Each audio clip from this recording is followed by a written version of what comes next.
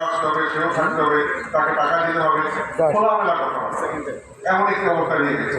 এই যে বিভিন্ন সংগঠনের নামে যারা আমি যেখানে আছি তারা যদি তাদের সাথে সম্পৃক্ত হয়ে যায়, তুমি করতে থাকো, আমাকে ওপেন সিক্রেট হয়ে গেলে পরে তখন এটার বেহাল অবস্থা এমন দাঁড়ায়, আমরা বাংলায় বলি যে জমি রক্ষার জন্য বেড়া দেওয়া, যে কোনো কিছু নষ্ট না করে বেড়া যখন খাওয়া শুরু করে বা খেয়ে বেড়াটা